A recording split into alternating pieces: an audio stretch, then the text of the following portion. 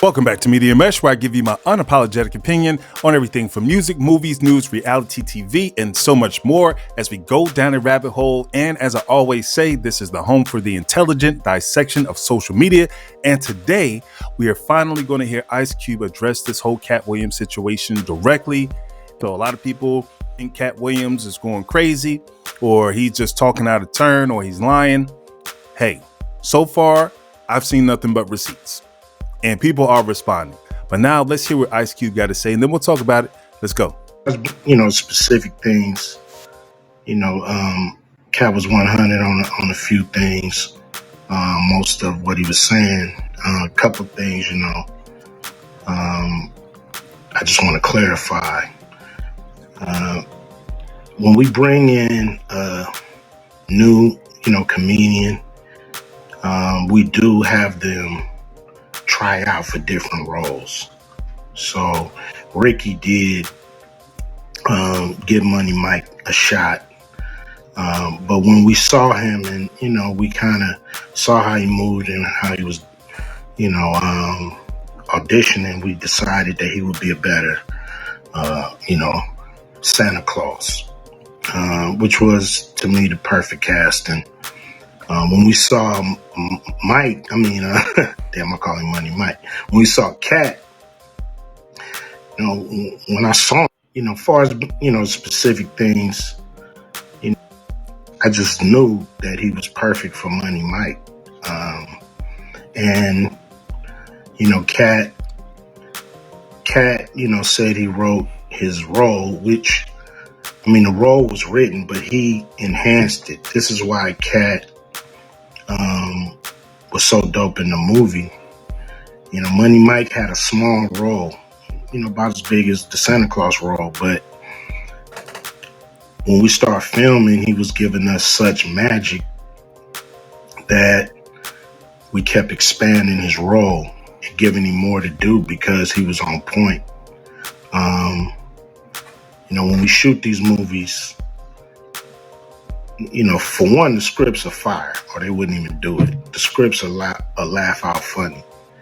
But we shoot the script, but once we get what we need from the script, we let the comedian, I just knew that he was perfect for Money Mike. Ad-lib, riff, play with the words, do their thing. We give them a take where they can, or 2, 3 takes where they can go off and do what they feel. Sometimes it makes the movie, sometimes it don't. When somebody gives you jewels, you want to try to make sure that makes the movie. So in the movie, there's second thing I want to clear up. It was never, I would never ad-lib, riff, play, a little discrepancy there. Katt, he wrote a lot of his part because, like I said, he was giving us jewels, so we were keeping the camera rolling. He was coming off the dome. He was coming prepared every day to steal the show. That was his mission. And, that's what he did, with the movie. And it launched his career, And I'm proud of the movie. I'm proud of all the guys who've, come through, a Q Vision production and went on to do bigger and better things. And look, a lot of people are talking about pay and how much they was paid on these movies that were extremely low budget. Most of these guys worked a couple of days, a little discrepancy there. You let Ricky Smiley sit here and you said out that mouth, you stole Friday After Next, the one I was in. I wish all of America fumbled a bit when that happened. And then he said some stuff that we haven't heard in 100 years in Hollywood. You ain't say nothing. This man told you he had Katt Williams' role. He was gonna be Money Mike, and Katt Williams was gonna be the Santa Claus. Now let's 3 quick points. You mean in Hollywood they cast a 5'5" black Santa Claus that weigh 145 pounds? That's your story. Your story is the Ricky Smiley that couldn't even do curse words because he had a Christian fan base. He was gonna play the pimp. Why you didn't ask him why has he played a woman in more movies than he's played a man? You let Ricky Smiley. All right. Well, there you have it. Well, you know, like if you see this little meme right here, the guy's like wrapping it up. So I thought Cube was going to come with a little bit more clarity. He did kind of like slow walk us into it. So the bottom line is that, yes, Ricky may have applied or tried out for that role, but clearly Katt was perfect for the role. So to say that Ricky Smiley was a real contender for that role would be false, obviously, which is why he was still in the movie, because Cube believed in him and put him somewhere else, but he was never really going to have that role. So that's definitely a false statement. And far as Katt writing the script, no, necessarily, but they let him improvise, which makes sense. That's what you do. If you're capturing, you know, those classic moments, you don't want to lose it, especially if it's funny. So the overall theme here is the fact that when it comes to Hollywood, there are people that have to do certain things to get where they need to be. That's the bottom line. So Katt is just kind of exposing everything. Is there anything wrong with that? He's telling you behind the scenes, and you know what? He's bigger than that. I guess he's also getting at Shannon because he's like, listen, these people come on here and say anything. And then now people are going to have a perception of him based off of what they've been saying. So he's coming to clear the record and giving his perspective of things. Let's get to some of the comments here. So, I mean, they're varied.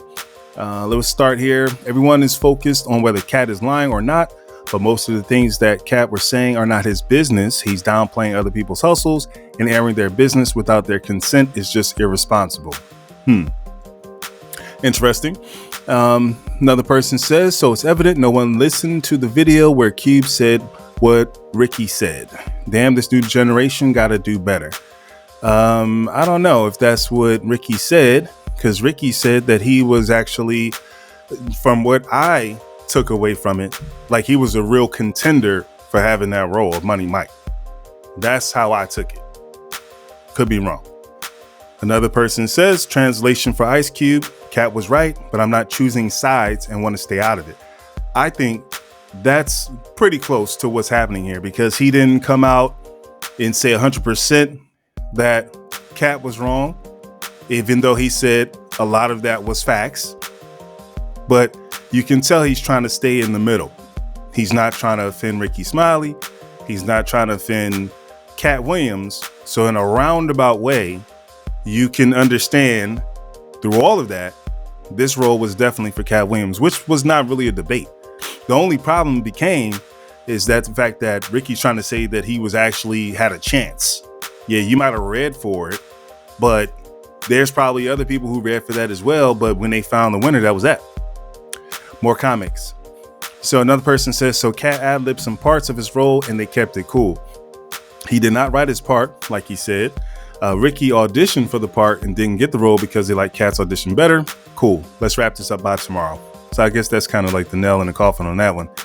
Another person says Katt only lied about the stuff he said about himself. He ain't lying on others though. Okay, well, that's interesting. I mean, I guess if you're lying about anything, it kind of takes credibility from everything, right? I don't think that Katt is necessarily lying because he didn't, from what I can see so far. We're going to get into some other people soon, so stay tuned to the channel. Phase On Love responded, so we're going to jump into that in just a few moments, another video, so stay tuned. Another person says, quick summary for all who fell asleep, quick like me. Katt didn't lie about the part, but he did lie about the grape scene. So there was a scene in here. Oh, well, I guess we'll talk about that. Because another person brought up this point. There was a scene where it was supposed to be in the script, where there was a GRAPE scene and you put it together. But that was not told to us by Ice Cube. So I don't know if that was in the movie or not, or supposed to be in the movie, but some people are saying that he lied about that, but we don't know. We didn't see the script, so we can't see. So someone else says, I need Katt and 50 to have a sit down. That would be wild. Imagine the uproar from these celebrities. So yeah, we'll leave it there. So what are your thoughts in the comment section? I'm interested to see what you think. Does it even matter? Should Katt be telling what's going on behind the scenes? That's the question. Should he let this veil be over everyone's eyes and have us just, thinking that these are just perfect people, that they don't have to do any type of sacrifice? You let me know. Until next time, peace and blessings.